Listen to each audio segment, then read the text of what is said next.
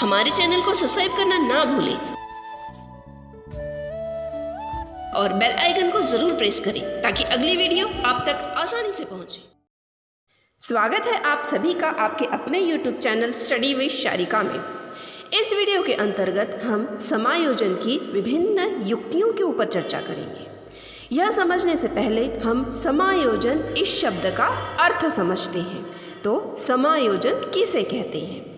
साधारणतः जब कोई बालक अपनी इच्छाओं की पूर्ति नहीं कर पाता है तो धीरे धीरे वह आने वाली स्थितियों में समझौता कर लेता है।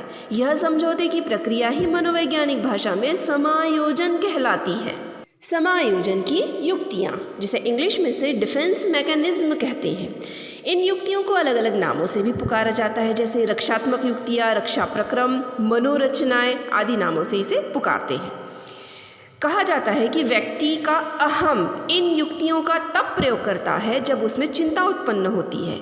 जब व्यक्ति को उसकी कमियों या असफलताओं के कारण ठेस पहुंचती है तब वह उन असफलताओं तथा कमजोरियों से अपने उत्पन्न होने वाली चिंता में स्वयं को बचाने के लिए जिन रक्षात्मक साधनों का प्रयोग करता है उन्हें ही मनोविज्ञान में रचनात्मक युक्तियाँ कही जाती है। यह जो रचनात्मक युक्तियाँ होती हैं वह अलग अलग प्रकार की होती है। तो आइए देखते हैं हम इन सभी को एक एक करके। सबसे पहली युक्ति है दमन। साधारणतः कहा जाता है कि दुखद, अप्रिय और कष्टकारी इच्छाएं और स्मृतियां चेतन क्षेत्र से स्वतः अथवा बिना प्रयास किए बहिष्कृत की जाती है, उसे ही दमन कहते हैं। मतलब इस विधि में जब व्यक्ति की जो इच्छाएं होती है वो पूरी नहीं हो पाती है तब वह दमन, इस समायोजन का प्रयोग करने का प्रयास करता है। जब किसी व्यक्ति को कोई इच्छा हो जो पूरी नहीं हो पा रही है तो उस इच्छा को बलपूर्वक वह भुला देता है, उसे ही दमन कहा जाता है। या तो अपने मस्तिष्क में वो उसे आने ही नहीं देता है, इस युक्ति को दमन कहा जाता है, उसे वह अस्वीकार कर देता है। अगली युक्ति है क्षमन। डरावने उद्दीपक का जानबूझकर अवरोध क्षमन कहलाता है। दमन एवं क्षमन में मूल अंतर यह है कि दमन में व्यक्ति स्वयं भूल जाता है जबकि क्षमन में व्यक्ति जानबूझकर भूलता है अथवा भूलने का प्रयास करता है। जैसे एक शराबी पुस्तक के उस पृष्ठ को पलट देता है जिसमें शराब से कैंसर का होना बताया गया हो। अगली युक्ति है औचित्यकरण, जिसे युक्तिकरण, तर्क संगतिकरण भी कहा जाता है। इसके अंतर्गत व्यक्ति अपनी कमियों, गलतियों या गलत विचारों को विभिन्न रूप में सही ठहराकर युक्तियों का प्रयोग करता है। जैसे कि कठोर अनुशासन की नीति अपनाने वाला पिता कहता है कि वह जो कुछ भी कर रहा है वह बच्चों की भलाई के लिए ही कर रहा है। उसी प्रकार से इसका प्रयोग निष्फल इच्छा की निराशा को कम करने के लिए भी किया जाता है। जैसे कि खट्टे अंगूर की प्रतिक्रिया जो हमने देखी है कि जो लोमड़ी होती है वो बार बार कूदने के पश्चात भी अंगूर नहीं प्राप्त कर पाती है तो वहां पर वो कह देती है कि ये अंगूर ही खट्टे हैं। अगली युक्ति है वास्तविकता का अस्वीकरण। यह सबसे सरल समायोजन है। इसमें व्यक्ति किसी बाह्य डरावनी सत्यता को अस्वीकार करता है। जैसे कि जो विकलांग बच्चों के जो माता पिता होते हैं वह यह स्वीकार नहीं करते हैं कि उनका बच्चा विकलांग है। अगली युक्ति है स्वर कल्पना, जिसे दिवास्वप्न या मनोतरंग भी कहा जाता है या कल्पना प्रवाह भी इसे ही कहा जाता है। व्यक्ति मानसिक तनाव को कम करने के लिए इसका प्रयोग करता है। साधारणतः जो कुसमायोजित व्यक्ति होते हैं वह इसका अधिक मात्रा में प्रयोग करते हैं। जब किसी व्यक्ति की इच्छा पूरी नहीं होती है तो वह इन इच्छाओं को सपने देखकर अचेतन मन के अंदर ही पूरा कर लेता है। वह यह 3 प्रकार से करता है: विजय नायक का दिवास्वप्न, दुख नायक या शहीद का दिवास्वप्न, मृत्यु अथवा विनाश का दिवास्वप्न।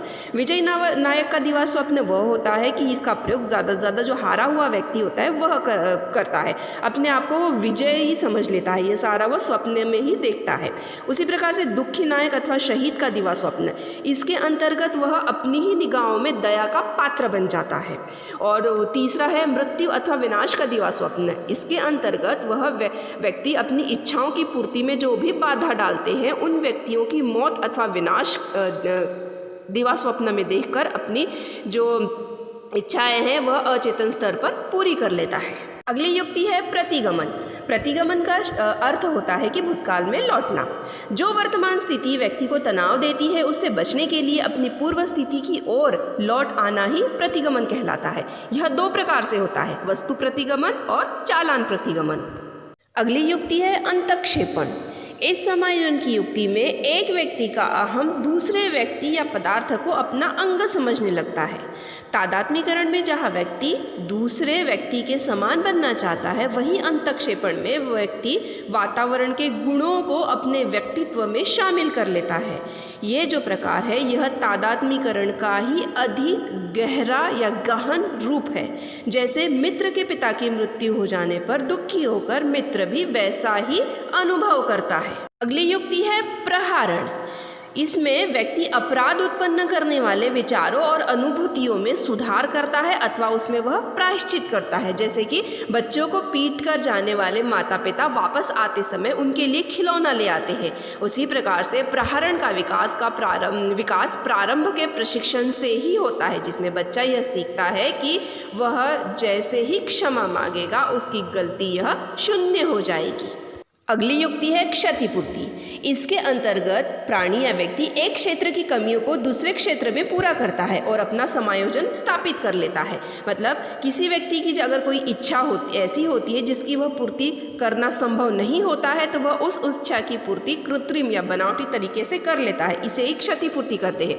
क्षतिपूर्ति साधारणतः 3 प्रकारों से होती है। प्रत्यक्ष क्षतिपूर्ति, इसके अंतर्गत किसी क्षेत्र में अगर असफलता मिलती है तब वह उसी क्षेत्र में और अधिक प्रयास करता है और प्रत्यक्ष क्षतिपूर्ति हासिल कर लेता है। मतलब एक अल्प उपलब्धि वाला जो छात्र है वह और अधिक मेहनत करके कक्षा में अच्छे अंक प्राप्त कर सकता है। दूसरा प्रकार है अप्रत्यक्ष क्षतिपूर्ति। इसके अंतर्गत जब किसी क्षेत्र में असफलता, निर्बलता या हीनता प्राप्त होती है तो वह उस क्षेत्र में पूर्ति ना करके अन्य क्षेत्र में अपनी पूर्ति कर लेता है। जैसे कि कोई अगर पढ़ाई में कमज़ोर है तो वह उस क्षेत्र में ना होकर खेलकूद में अपनी उपलब्धि हासिल कर लेता है। उसके बाद में अति क्षतिपूर्ति।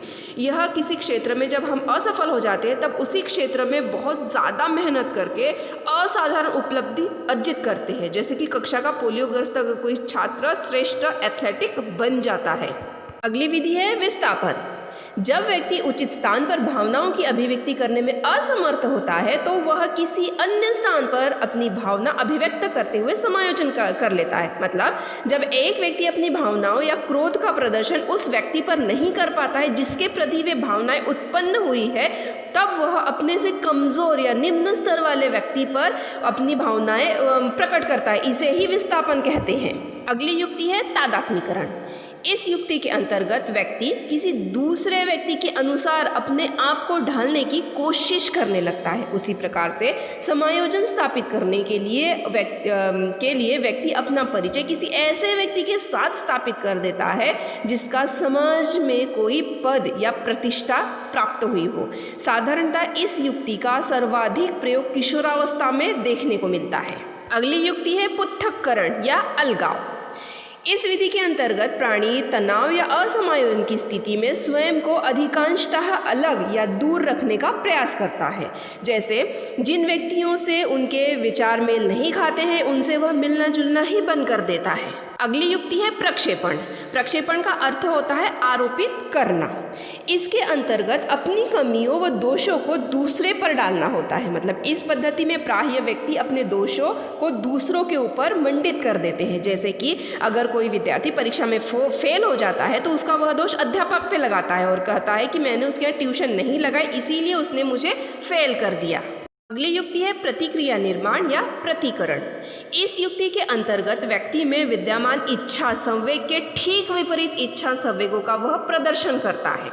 जैसे कि कभी कभी क्रूर व्यक्ति हमें एकदम से दया भाव दिखाने लगते हैं। अगली युक्ति है उदात्तीकरण, जिसे शोधन, मार्गान्तीकरण, उन्नयन, शुद्धिकरण आदि नामों से भी पहचाना जाता है। जब व्यक्ति समाज द्वारा अमान्य प्रवृत्तियों को माननीय प्रवृत्तियों में परिवर्तित करते हुए समायोजन स्थापित करते हैं तो उसे ही उदात्तीकरण कहते हैं। मतलब कि इस प्रक्रिया के अंतर्गत व्यक्ति द्वारा अपनी कमियों या दमित इच्छाओं की पूर्ति के लिए समाज द्वारा स्वीकृत रचनात्मक कार्यों की तरफ वह अपने आप को मोड़ लेता है। अगली युक्ति है स्थानांतरण।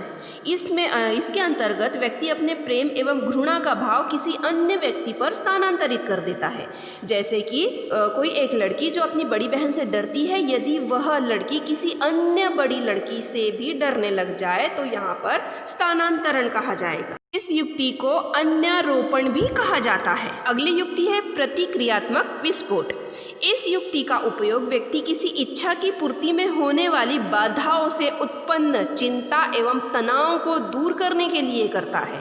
व्यक्ति अपने मन की भावनाओं को प्रकट करने के लिए उतावला दिखाई देता है और अवसर प्राप्त होते ही वह उन्हें प्रकट करने लगता है। जैसे कि यदि किसी व्यक्ति से अन्य कोई व्यक्ति लगातार दुर्व्यवहार कर रहा होता है, तब वह दूसरे व्यक्ति पर हिंसात्मक आक्रमण कर देता है। इसे ही प्रतिक्रियात्मक विस्फोट कहा जाता है। इस प्रकार से समायोजन की युक्तियों के द्वारा व्यक्ति अपने आप को समायोजित कर लेता है। उम्मीद करती हूँ आपको मेरी यह वीडियो अच्छी लगी होगी। हमारे चैनल को सब्सक्राइब करना ना भूलें और बेल आइकन को जरूर प्रेस करें ताकि अगली वीडियो आप तक आसानी से पहुँचे। धन्यवाद।